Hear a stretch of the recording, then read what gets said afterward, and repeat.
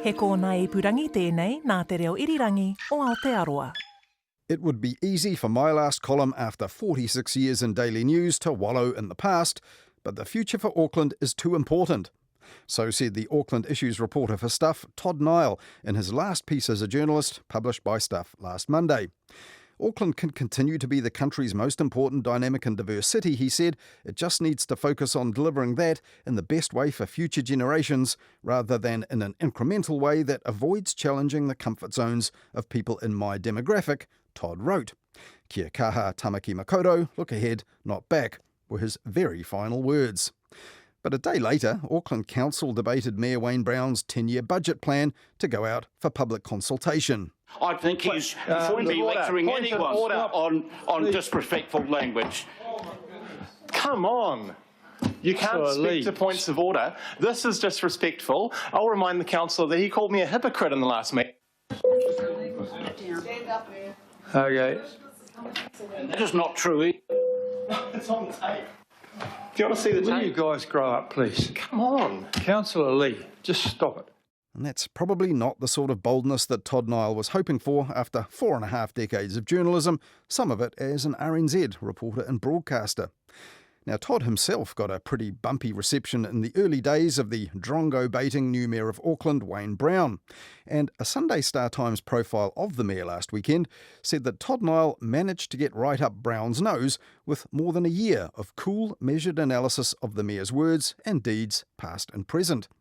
Stuff's Adam Dudding in that article noted a Mexican wave of praise and reminiscences from councillors recently at the last meeting Niall ever covered.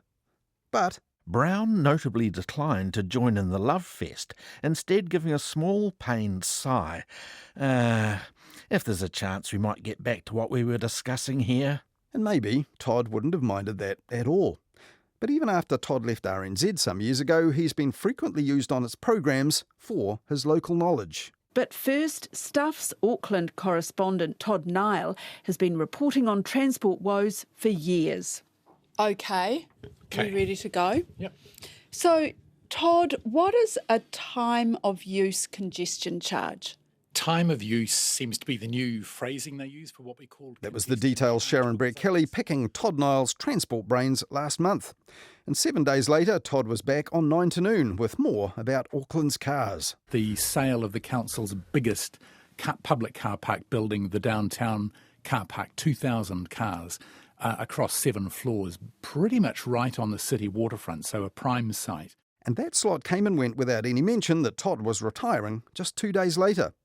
Now, Todd Niall was also an expert in a more glamorous form of transport, yacht racing.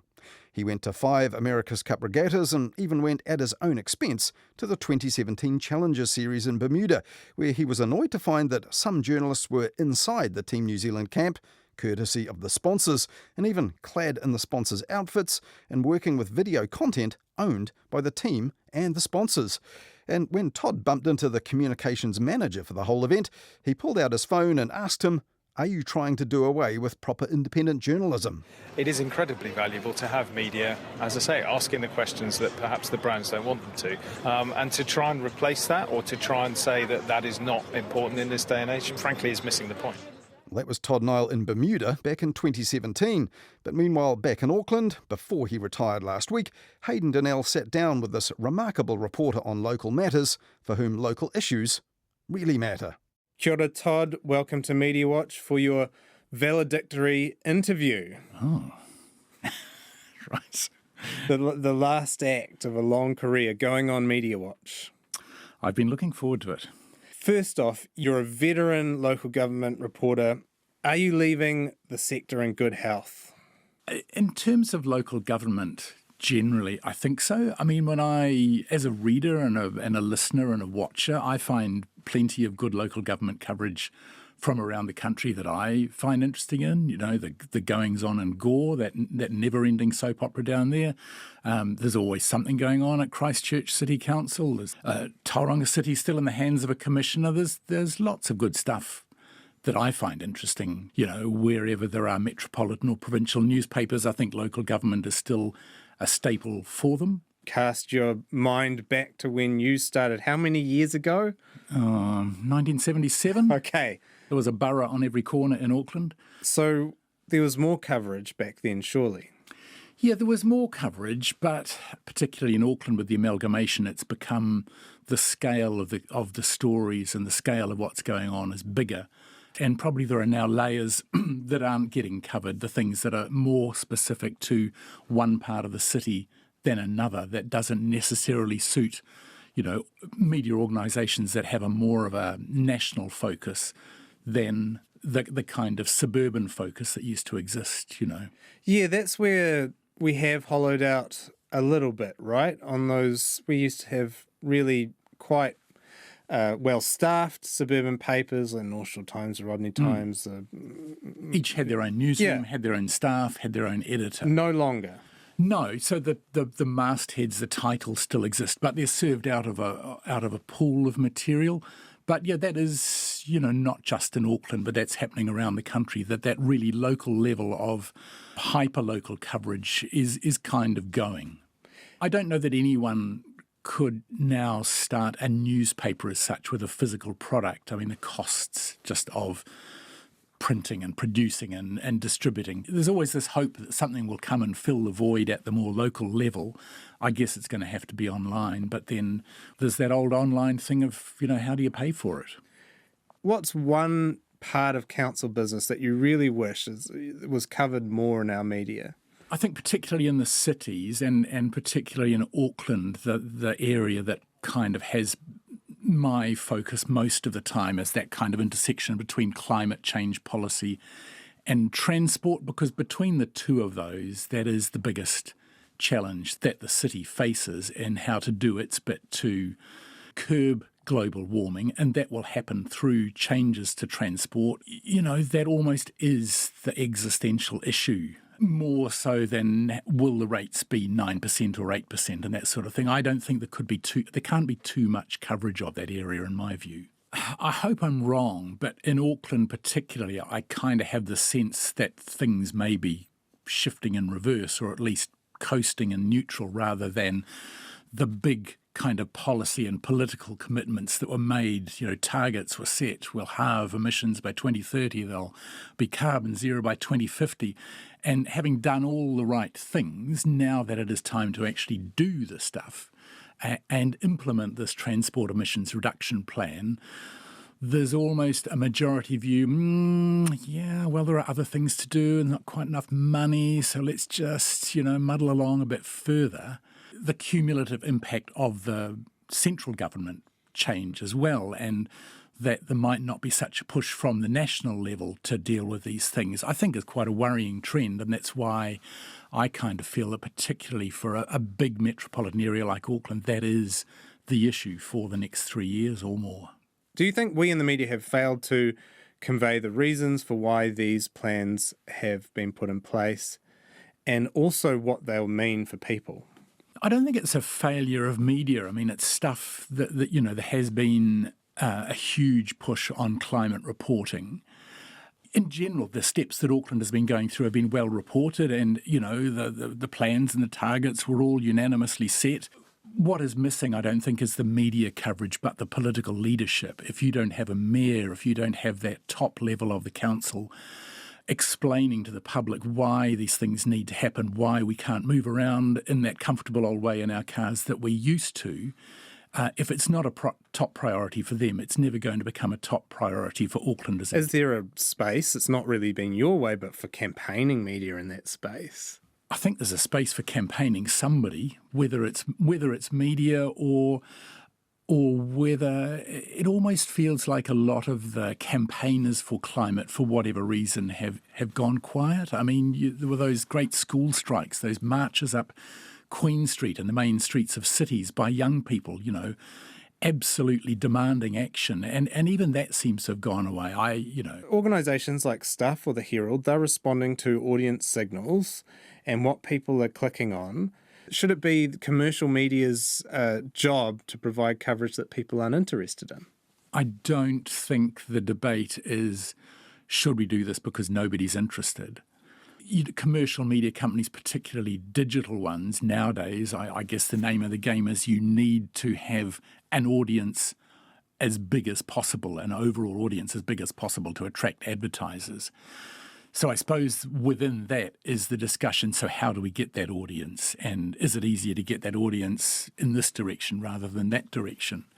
And local government, like most specialist areas of reporting, like education or health, requires a commitment of resources. You know, it needs people to be permanently on it, making relationships, understanding things, you know, being able to figure out how to explain what's going on.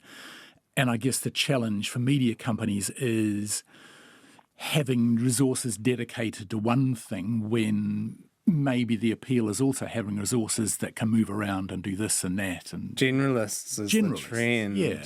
Going back a couple of decades, that was the bread and butter of media is you know, having an area that you worked in and you understood and you developed relationships. And I've had the benefit of being able to do that. I guess it's harder now for journalists going into the trade perhaps to find an environment where that ability to specialise and focus exists. I don't know that I'd like to be responsible for making those decisions and being responsible for the commercial outcomes. You know, it's easy for me as a journalist to say what it should be. Does it rob media companies of agency somewhat to say, oh, well, people just aren't interested in local government? I mean, the cliche in explaining why local government matters is that in people's daily lives, it's playing a bigger part in their daily life probably than central government. It's a cliche because it's true, Todd. It is true. Almost everything in your daily life is local government. The footpath you walk on, the bus that does or doesn't turn up, the library that may or may not be open when you want it to, the sports facilities. So it does matter, and I think people are interested. You look at the stats on participation in local elections. That does not seem to have come across to people. They do not seem to understand or appreciate or care that local government has this outsized impact on their daily lives. Is that our failure, that we haven't communicated the importance of it?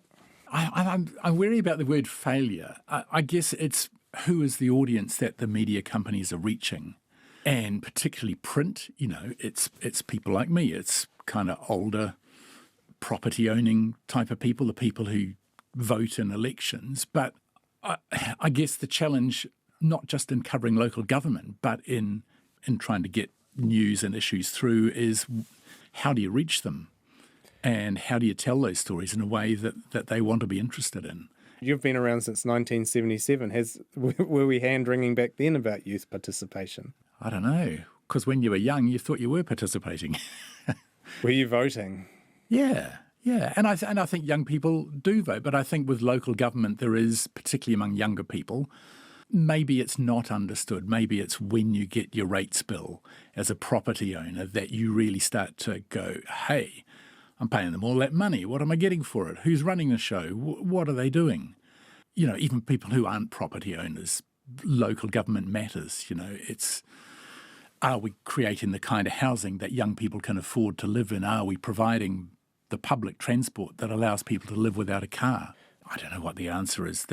You know, to get people involved in voting in an election is not just the media's job. You know, the council has to make people realise that there are big issues that people need to be engaged with, never more so than now with the climate challenge. And I guess a disappointment for me is, you know, when you look back over the past few years, the trend towards councils establishing Māori wards and Māori seats and Māori having a voice at the table. And Auckland, despite when it was amalgamated in 2010, almost being a leader there and having the independent Māori statutory board, which wasn't seats and wasn't everyone's ideal, but was a start. Now Auckland Council having again kicked that can down the road for another electoral term is actually in the minority of local bodies in the country that hasn't decided or hasn't established seats for Māori. And that's just one area where it remains not as relevant and not as connected to a part of the community as it should be. What standards do you hold yourself to when it comes to your council reporting? I know that you can glean some of your views because you do analysis pieces and opinion, but I've found your reporting has always been very meticulously fair. I suppose because I've had the benefit of those years where you're allowed to put time into relationships, it helps not just reporting the quotes of things that happen in the meeting, but you can talk to people who can explain things. You can understand the issue that is behind the debate and try and convey what the issue is about as well as what people say about it. Do you think that sometimes we think of it as just too much in terms of both sides? You quote one person and the other. Probably what we should be doing is more like what you're doing, talking to people, trying to get to the nuts and bolts of an issue and bring that across. Yeah, so objectivity I don't think is about giving both sides equal airtime. I mean, Stuff and other media organisations have accepted that climate change is a thing, so every time a story is written about climate change, we don't have to go and find a denier, if you like, to argue why it's not a thing. You know, as long as you're explaining the issue and presenting, you know, at least two ways of looking at it, whether it's giving everybody, you know, 5 paragraphs of quotes in an article, I think that's being fair. And I guess there are issues when, while you're being objective, I might have gone the extra mile in trying to explain the consequences of something happening or not happening. Can you give an example of that? I suppose some of the issues in transport, even small stuff like the debate recently in Auckland around Karangahape Road and taking away 27 car parks that are available on the curbside, sometimes only for part of the day, to enable the buses to go through. It seems like a small thing, but it's part of a bigger picture of changes that we need to make in transport getting around. So it's whether we need to fundamentally change the way that we're setting up our road spaces and enabling people to get around the city. What was the most interesting mayor or council that you covered? I think hands down the first term or two of Auckland Council, which was amalgamated in 2010 out of 8 local bodies across Auckland. It created a council the scale of which doesn't exist anywhere in Australasia. It was created with great ambition that it was to enable Auckland to have basically a greater control over its own destiny. It had some statutory things that it had to do which were quite bold, one of which was what became known as the unitary plan, one of those terrible words that just sends people to sleep. But in that period of 3 to 6 years, not only was this body established with these big agencies that had to get on with things like transport and stop squabbling amongst the 8 councils that used to exist, but the unitary plan, which upped housing density across much of Auckland around transport nodes and town centres and was intended to stop the sprawl and make the city more compact. That was a big and courageous thing that was achieved despite really loud opposition by my lot, you know, the white property-owning middle classes, a lot of whom didn't want their areas to change. And so that was, I found that quite an inspiring period that was pushed through, where it would have been easier for politicians to buckle and just do half the job. It was the biggest moment because it represented a council saying the present that we are in is not a continuation of the past, but it's going to be the start of a different and a better future. Been doing local government a long time. A lot of future focus is probably not what you're saying. Yeah, but that was a moment where we're saying Auckland is going to be different from here on in, and we're going to make that difference. Are you going to miss it? Yeah, I am. But the great thing about being a journalist is not just the story that you produce, but being able to be inside the goldfish bowl, knowing what else was going on, the stuff that you can't report or shouldn't report, or, you know, that is a fascinating part of being a journalist, is being on the inside. And as much as the stories will be interesting to read, I suppose I'll miss that part of it. Slightly different tack, Todd. You're a huge America's Cup fan, and you actually went to the America's Cup in Bermuda in 2017. And at the time, you got in touch with Mediawatch to complain that the sponsor Toyota was running all of the media availability at the time. Is that kind of intrusion something that we should be wary of, that's happening more and more in media? But at the time, that was an interesting development in sporting coverage. And I think outside the America's Cup, that has become more so, where in addition to your basic mainstream coverage of an event, a major sponsor wants to have coverage that they can be associated with. So that was quite a jolt, I guess, having covered 5 other America's Cups before that, to find that arriving in the sport. it was the jolt of change, and that change seems to have rolled on through other sports as well, that, sports coverage, as well as being normal news media fodder, also has a value to the sponsors that they want increasingly to get something back from. The gig, you don't think it'll ever happen in politics and local government? Wow. Coverage of the Auckland Council brought to you by... They do have their own media outlets, or they used to. Yeah. I don't think so, not in mainstream media. I don't think any mainstream media company would link politics to commercial coverage.